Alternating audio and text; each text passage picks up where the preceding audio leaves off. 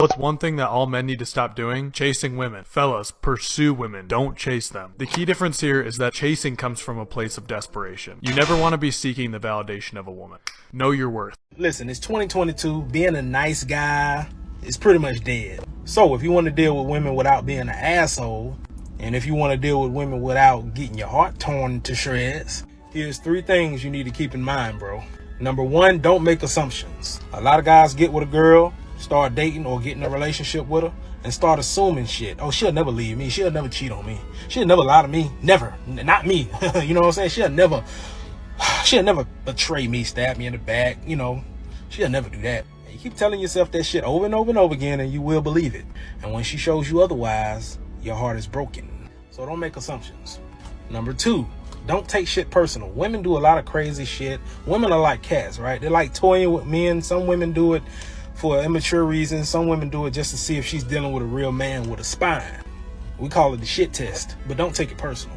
And number 3, listen to her actions. Don't let that go over your head.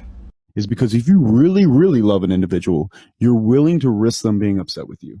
I will confront you and risk you being angry at me. I actually love you. Most people, fair weather friends mostly, oh no, it's fine, it's fine, it's fine. And then when you leave, they'll tell he's really fucking up, because they don't give a fuck enough about you to get in your face and say, man, you're fucking up. And you can get mad at me you want. I love you that much. They're letting you learn the hard way. And why the fuck should you do that to anyone you care about? Going through a breakup, bro, it's hard, bro. Stop being so hard on me, damn, dude. You yourself even know heartbreak hurts.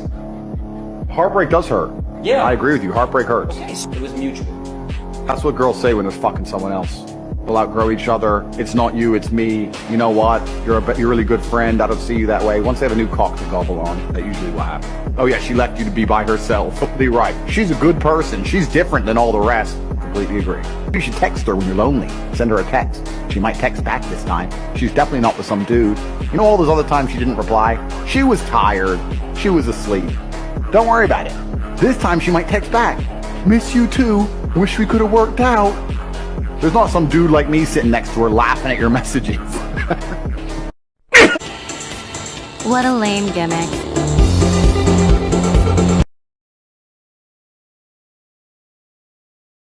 So this is what Messi posted, this is what his girl posted. This is what Ronaldo posted, this is what his girl posted. This is what Diabala posted, this is what his girl posted. These are all from the same vacations. Have you noticed the phenomenon when women post their man, they get less likes, and when a man posts a woman, he gets more likes? Well, research shows that women rate men more highly attractive when they are with other women, and women are more likely to copy each other. If men are worse at communication, why do so many women expect men to read their body language rather than just be direct? Oh my God, I don't know. That's a good question. Are men expected to be mind readers? Yes. Yes. So what Is there a difference between what women say that they want in a relationship and what they actually respond to? Yes. Absolutely. So you're not better at communicating. If so, how are women better at communication? We're not. There you go. You just said that they were. I lied, clearly. I'm not communicating well, duh. Okay, good accountability.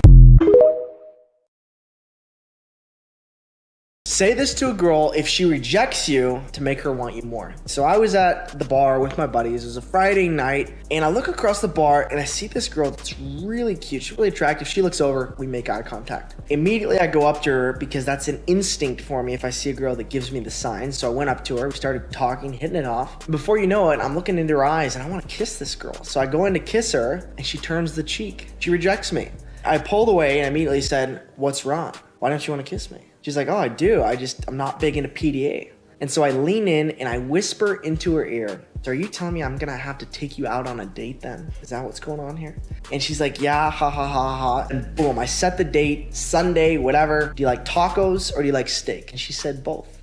So I set the date and then I pull away, I keep talking to her, a little bit of small talk, and then I go in for the kiss again. And I say, "Just give me a quick kiss." Commands, statements and commands as a man are 95% of the words that should be coming out of your mouth. So I gave her a quick command and got a quick kiss. So that is what to do if you get rejected on a date or at the bar. The #1 test she must pass before you make her your girlfriend. I posted this on my Instagram stories a few days ago, and a lot of guys loved it, so I'm gonna share it here. This is the number one thing any girl that you're considering being your girlfriend must pass before you make her your girlfriend. You must ask yourself, has she done 5 acts of kindness for you without you having to ask for it? I'm gonna say it again. Has she, not 10 things, has she filled one hand of acts of kindness for you without you having to ask for it? Has she gone out of her way to do things for you without you having to ask for it 5 times? If you can't say yes 5 times, do not make this girl your girlfriend, because she won't do it when you cuff her. Oh, Father, tell me, do we get what? I'll tell her things that she doesn't want to hear. I don't care. So she'll be like, you know, are you seeing other people? Yes. Plenty of them. They're pretty. You might like this blonde I've been seeing. I mean, just tell them, man. And then and if she's like, "Oh my God, you're gross," well, how do you respond? They don't. They They don't because they already subconsciously know you see other women. I'll tell you, I was dating this girl for a long time. We're driving down the road, and she was telling me about how she left her fiance because he cheated on her. I said, "No, you didn't." And she told me a week later. She said, "I was mad at you, but when you said you didn't break up with him because he cheated. You broke up with him because he was too much of a coward to admit it." 3 signs that a girl is playing you. Sign number 1 to look out for is she won't take any photos with you in public. She might not want to be seen on social media with another guy because maybe she's already seeing a guy. Sign number 2 is she doesn't want to show any affection in public. Maybe she's dating some other guy and she doesn't want to run into him and see her being physical with another guy. Sign number 3 is she acts distant. The harder you try, the more distant she acts. To learn more about signs when a girl is playing you, make sure you jump into my free Facebook group with the link in the description.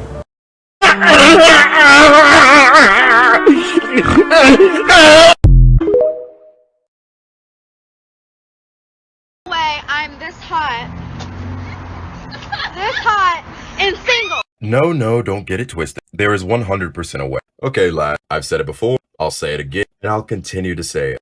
Any woman who is not physically or mentally disabled, and even then, there are some exceptions, any woman who is not physically or mentally disabled and is single 100% because of her own choice. And the more attractive a woman gets, the smaller her pool of potential daters that she wants also get. So if she's an 8, her pool is now exponentially smaller than if she were a 4. But the pool of people who would want to date her is still just as large as ever. So the reason why this woman in particular is single is literally because she chooses to be single. There's no other way around it. Because she chooses to not date the people that want to date her. And obviously the reason that she's single is because the people who she wants to date don't want her. It's a very, let's say, give and take type of situation. Very, you want what you can't have. If you didn't want to be single, you would pick a suitor, but you don't want them. So all of these women right here in the gray are things that they are on the same level as the men that are overlapped in the red here. This leads to what I would call the fuckboy phenomenon. Her graph shows what most of us already know, that women are far pickier when it comes to physical standards. The problem is, of course, this phenomenon she mentions. It's not just a numbers game. It's that those men are running through quite a few of these women, and these women are left with the idea that they're more attractive than they really are. So they have 2 choices. Stay on the dating carousel, hoping and praying one of these hot guys commits to them, which is highly unlikely, or they finally give up and they settle down for a guy that's actually at their same level, but they don't see it like that. They're settling down. They're not satisfied. They don't have genuine desire. They're most likely been alpha widowed, and this creates resentment. So the first year, 2 years, depending on personality, they're happy with the security that they've gained. But once that security becomes something that they can take for granted, it's as if they went on a car lot and they bought the car that they could buy, but not the car they wanted to buy. So now every time they're driving around town and they see the car that they really wanted to buy, it's a hole in their heart. They didn't get what they really desired. And that just doesn't work out well in the end.